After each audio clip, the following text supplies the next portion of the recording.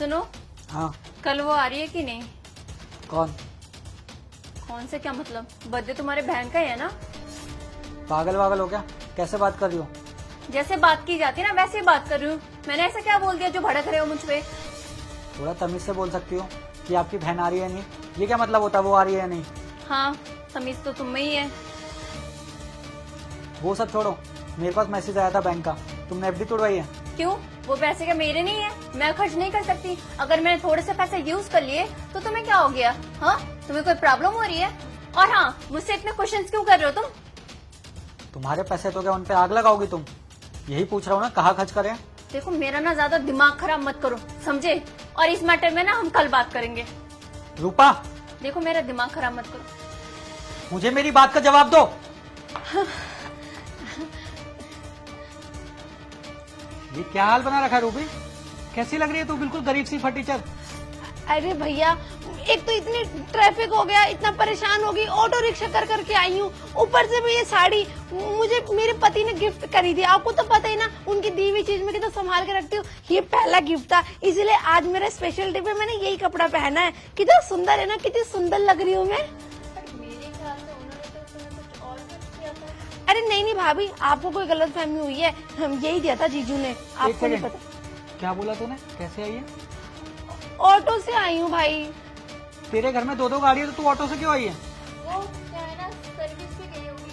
हाँ, आपको कैसे पता? एक गाड़ी सर्विस पे गई हुई है और एक को तो टायर ही पंचर हुआ पड़ा है। मैं कहाँ पंचर लगवाती, तब तक मैं आई गई ऑटो कर करके। बस वही है, थोड़ा ट्रैफिक, धूल मिट्टी, इससे तो सरदर्द पी पी पी। आपको तो पता ही है ना रोड का क्या हाल है। तुझे नहीं लगता कि सारी प्रॉब्लम तेरे साथ ही हो रही है? मतलब तू एक तो इस लुक में आई है और ऊपर से तेरे घर की दोनों गाड़ियां खराब हो गई। अरे कैब में भी आ सकती थी। अरे भैया, आपको पता नहीं क्या, कैब वाले तब 10 मिनट वेट कराते, 15-15 मिनट आकर भी कैंसिल कर देते। और तो और, एक बार बैठ जाओ तो घुमा फिरा के इतना लंबा चौड़ा बिल बना देते। तो मैंने सोचा क्या फालतू पैसे खर्च करना, ऑटो फटाफट रुकाओ और बैठो और तुरंत आ जाओ। इसीलिए मैं इस पर आ गई। मुझे जय से बात करनी पड़ेगी। जय को फोन लगाओ, उससे पूछो उसने अकेले कैसे भेज दिया तुम्हें। अरे नहीं नहीं, वो थोड़ा बिजी हैं, उनको डिस्टर्ब मत करो। अरे उनके पास टाइम नहीं है, शाम को आ जाएंगे ना वो। जब तक मैं आ जाती हूँ, थोड़ी बहुत मदद करा लेंगे, किचन में खाना वाना भी बना लेंगे, भाभी की हेल्प हो जाएगी। ये क्या बोल रहे, मुझे कुछ समझ में नहीं आ रहा। रूपा, क्या चल रहा है ये? एक तो मैं उसकी बातें पहले ही समझ नहीं पा रहा हूँ, ऊपर से तुम्हारी बातें मेरे सर के ऊपर से जा रही है। चल क्या रहा है ये सब? सच बोलोगी या नहीं? कौन सा सच? क्या? आपको तो पता है मेरा बर्थडे, मैं खुश हूँ। अब मैं आई हूँ किचन में हेल्प करवाने आपकी। अब शाम को पार्टी होगी तो बुला लेंगे सारे गेस्ट को। तुम्हें पता है ना, किचन में हेल्प करवाने के लिए मेड रखा है हमने।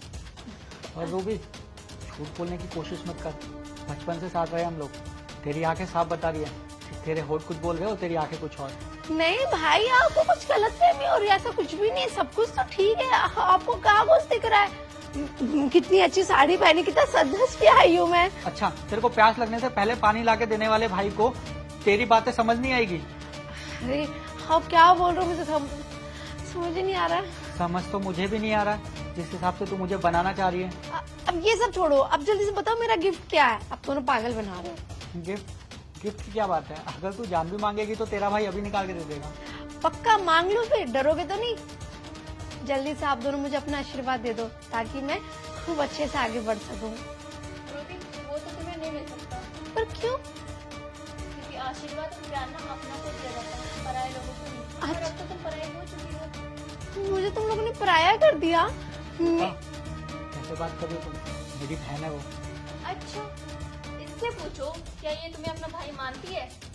भाभी, ये क्या बात कर रहे हो? उनके कलाई पे हर साल राखी मैं ही बांधती हूँ, मैं उनकी बहन हूँ, और आप ऐसे बोल रहे हो? रूबी, अगर तुम उनके कलाई पे हर रक्षाबंधन पे राखी बांधती हो ना, तो उनको रक्षा करने का टाइम दिया तुमने? क्या मतलब, क्या बोल रही हो? कौन सा टाइम, कौन सी रक्षा? रूपा, क्या बोल रही हो तुम? मुझे कुछ समझ नहीं आ रहा है। क्या करा है बहन तूने? पता नहीं भाई, मुझे खुद समझ नहीं आ रहा। भाभी को हो क्या गया है, इतनी घुमा फिरा के बातें कर रहे और कुछ भी बता नहीं रही है। मुझसे शायद कोई गलती हो गई है और ये मुझसे नाराज है।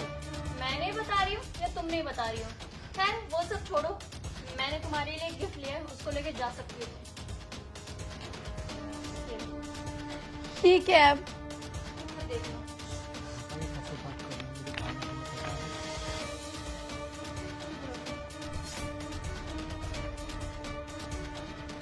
रूपा क्या है ये? अब सच्चाई तुम खुद बोलोगी या मैं बोलूं? अरे ये क्या बताएगी, मैं बताती हूँ। ये पता है, बैंक आई थी लोन के लिए, तो मेरी वहाँ पे एक फ्रेंड है जो काम करती है, उसने इसको देख लिया होगा मेरे किसी फोटो में, तो उसने इसको पहचान लिया।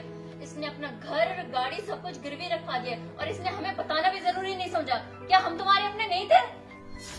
तू भी तुझसे एक बार भी नहीं बोला गया, और मैं तेरे से इतनी देर से पूछ रहा हूँ तो तू बातों में मेरे को घुमाई जा रही है। और ना ही जय ने मुझे कुछ बताया, तूने एक पल में पराया कर दिया मुझे। पर क्या मैं क्या बताती, आप दोनों की निजी जिंदगी में खुद इतनी प्रॉब्लम्स चलती हैं, कितने अप डाउन आते हैं, और मैं अपनी प्रॉब्लम्स खुद सॉल्व कर लेती। अगर कोई ऐसी दिक्कत होती, कोई इमरजेंसी होती मेडिकल, तो मैं जरूर बोलती, लेकिन उनका बिजनेस में लॉस होना और हमारा सब कुछ बर्बाद हो गया। रूबी देख, हम लोग तेरे अपने ही हैं, लेकिन तूने हमें अपना माना ही नहीं। अगर तेरे ऊपर प्रॉब्लम आई थी तो तूने हमसे शेयर क्यों नहीं किया? हम दोनों तो तेरे अपने हैं ना, हम कभी तेरा बुरा नहीं चाहेंगे। जो इस घर में है ना वो सब तेरा है। तू ऐसा क्यों मानती है कि हम लोग तेरे पराए हैं और हम पे मुसीबत आ जाएगी? तूने ऐसा क्यों किया रूबी? भाभी, आप लोग मेरे अपने हो, ये सब कुछ मेरा अपना है, लेकिन जय बहुत खुददार है। उन्होंने मुझे बोला कि मैं सारी मुसीबत खुद हैंडल करूंगा, और मैं नहीं चाहता कि मैं अपने ससुराल वालों से मदद लूं। एक मर्द का ईगो, एटीट्यूड पता है कितना बड़ा होता है। ससुराल वालों की मदद लेने से पहले 100 बार सोचता है कि बात उसकी इंसल्टिंग की आ जाती है। तो बस मैं उनका साथ दे रही थी और उनके स्वाभिमान को ठेस नहीं पहुंचाना चाहती थी, इसलिए मैंने आप लोगों से मदद नहीं मांगी। मेरा ये बचपना गलती समझ के मुझे माफ कर दो।